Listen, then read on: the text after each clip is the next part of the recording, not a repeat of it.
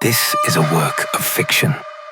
Any names, places, or events resembling real people or incidents are coincidental. If you've ever walked alone at night, you know the feeling. The pavement is suddenly too loud under your feet. Your breath somehow belongs to somebody else, and every window, every shadow, watches. Most of us chalk it up to nerves. An animal brain pulling us back to safety. But what if your nerves were right? What if something was really there? What if the thing that followed you never spoke, never ran, never touched? What if it only smiled? Tonight we trace a legend that shouldn't exist. A figure reported across decades, across countries, across languages. A man in an outdated suit with a grin too wide for his face. Witnesses agree on almost nothing, except the smile. Some call him an omen. Some call him a ghost. Some say he isn't a man at all. We call him the Smiling Man. Our earliest traceable account comes from a waitress in a small American town in 1966. She worked the late shift at a diner that closed at 2. On rainless nights, she walked the 4 blocks home under a flickering street lamp at the corner of Ash and 3rd. That night, she said, the lamp didn't just flicker, it seemed to breathe. She saw him there, tall, too thin for his suit, hands limp at his sides like he had forgotten what fingers were for. The grin looked wrong from a distance, too toothy to be polite. She thought he was drunk. Maybe he was waiting for someone. Maybe he was lost. She crossed the street to avoid him. He drifted to the next pool of light without walking. She didn't run. Not yet. She walked faster, hearing her own heels tick like a metronome. Behind her, quiet, until the sudden scrape of something on pavement. When she turned, he was closer, hands still at his sides, smile wider now, as if a string tugged each corner. She doesn't remember unlocking her door. She woke the next morning sitting on her hallway floor, fingers bloodless from gripping her keys. The hem of her skirt was damp with dew she never walked through. There's no police report. She only told the story to her sister. The sister told a friend. A version of it reached a local pastor who warned his congregation about demons that stand in the road. The words change, but the silhouette holds. By 1973, subway riders in New York described a man in an old suit who boarded empty cars after midnight. He never sat. He never blinked. He smiled at the reflection of anyone who dared meet his eyes in the window. They said his reflection didn't match the sway of the train. And then the reports seemed to drift like urban fog. Chicago, Gdansk, Perth, Helsinki, always the same elements. The suit, the stillness, the smile. We collected interviews, not the originals, they don't exist, but the retellings, the pieces that time couldn't grind away. These are those recordings. I was 19, walking home from my friend's apartment after studying. We split at the corner.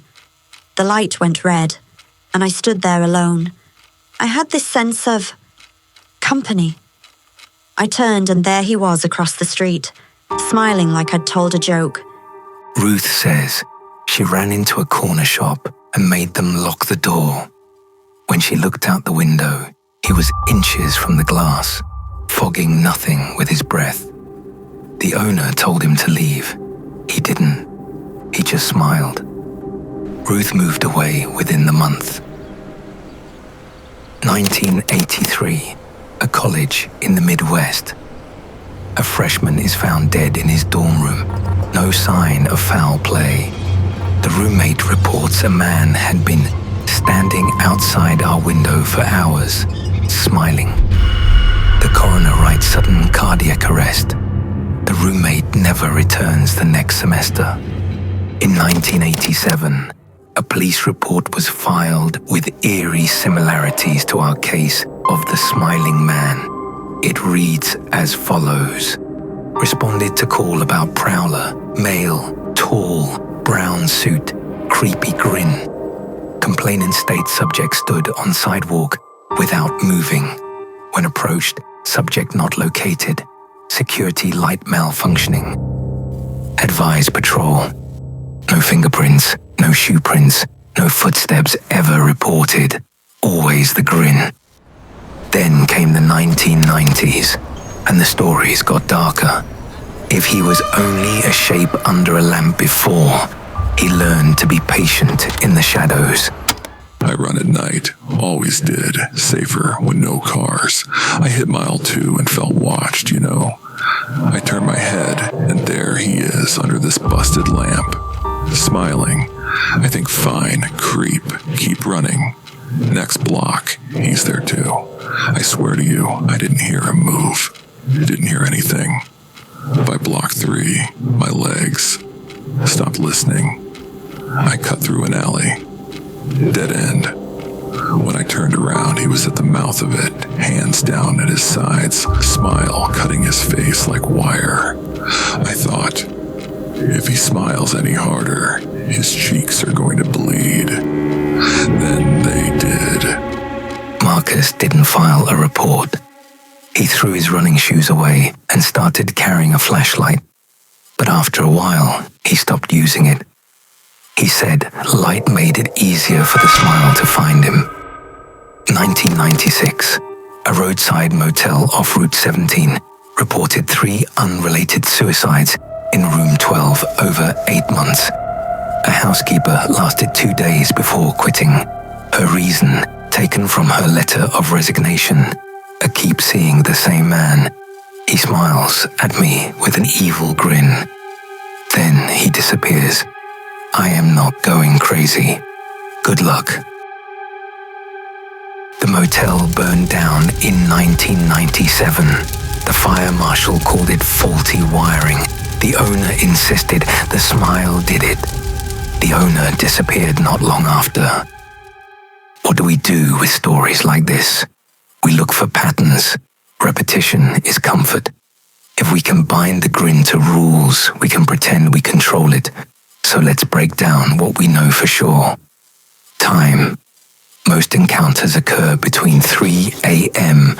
and 4 a.m. Lighting. Almost all begin in liminal light. Street lamps, porches, flickering fluorescence. Distance. Witnesses rarely report seeing him approach. He is far, then near, without the middle. Sound. The silence is the sound. Streets lose their traffic. Night insects hush. Clocks stall. After effects, insomnia, paranoia, mirrors covered. Some witnesses move house. A few stop sleeping altogether. And then the theories. We are good at naming the things we fear. Mass hysteria. One story breeds another.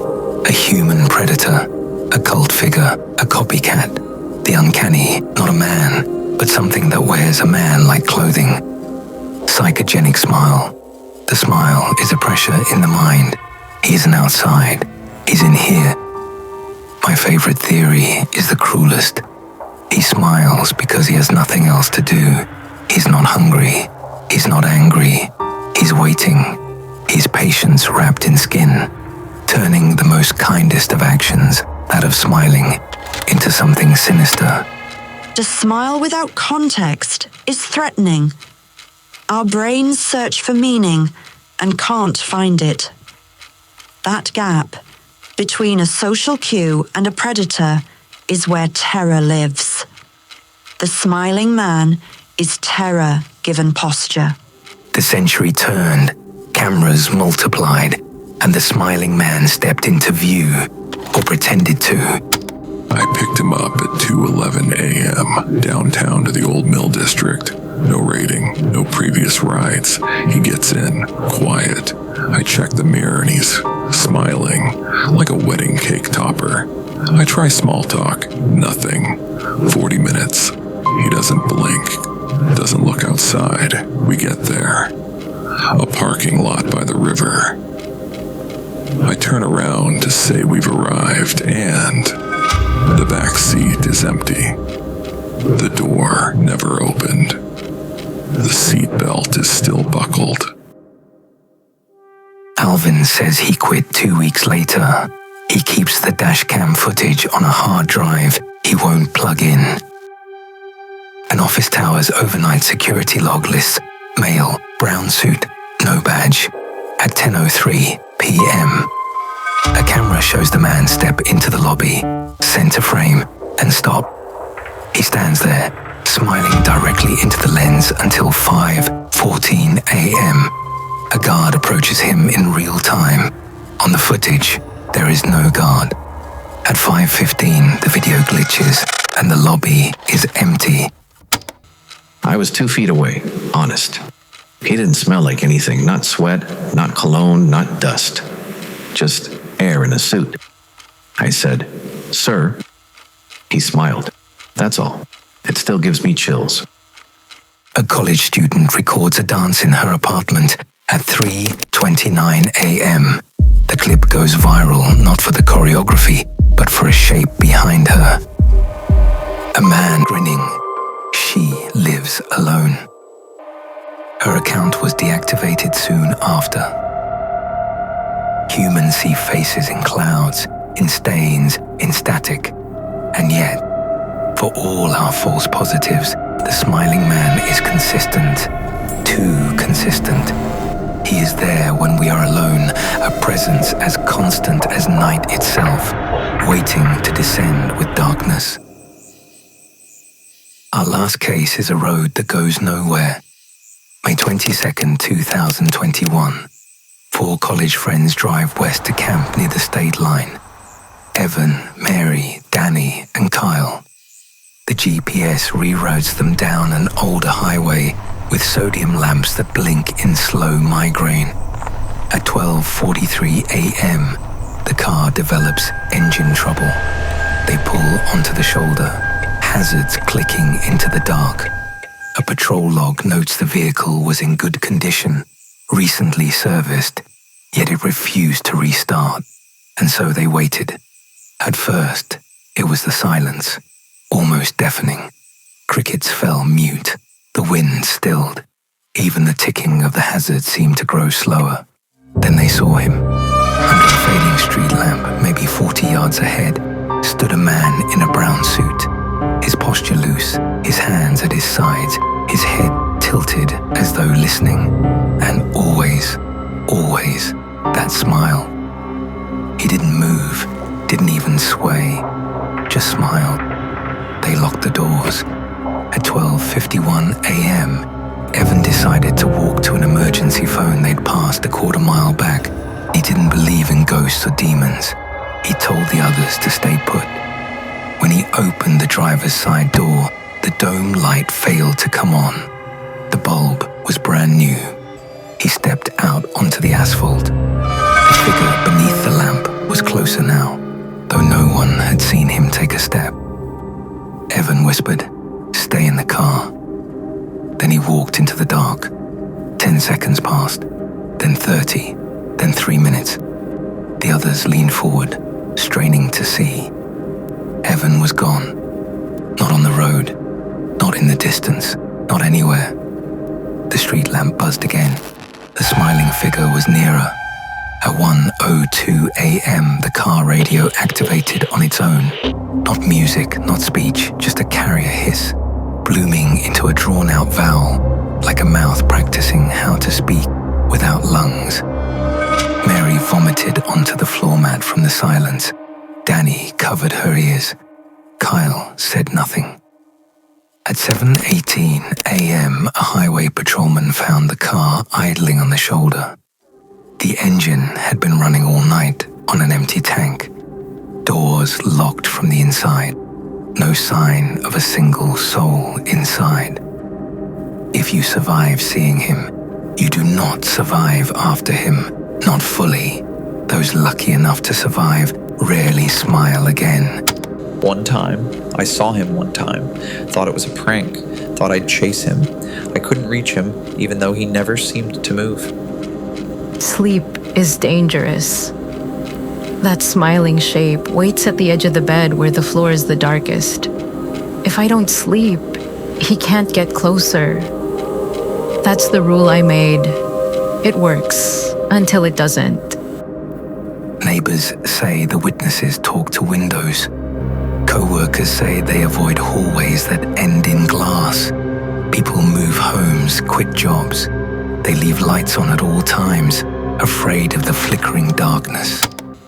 Trauma makes patterns where none exist.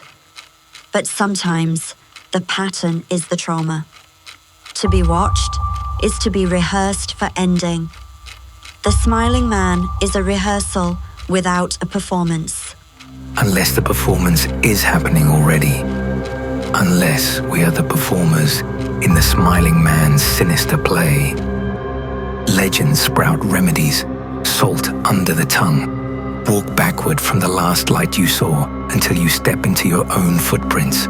Do not mirror him, never reflect him. Some say you should smile back, show your teeth, let him know you understand. Others say never smile. He treats a smile like a door. A few swear by a single rule. Don't feed him your attention. If you act like he isn't there, he starves. But what if he doesn't eat? I don't believe in him. That's what I say out loud when I lock my door.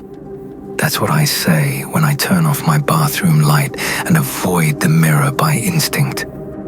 I don't believe in him. But I step around the puddle under the street lamp anyway, even when it hasn't rained. Because sometimes a puddle isn't water.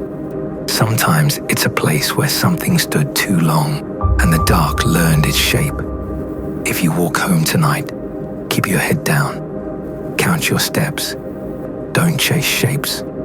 If your phone flickers, if your porch light breathes in, if the world grows too quiet to be natural, don't look straight at the lamp. Don't grin. Save your smile for people. Because once the smiling man sees your teeth, he knows you're learning his language. And by trying to speak it, you invite yourself into his world, a world from which you will never return.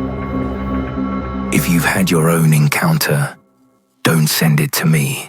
Lock your doors, close your curtains, and please, don't smile at the dark.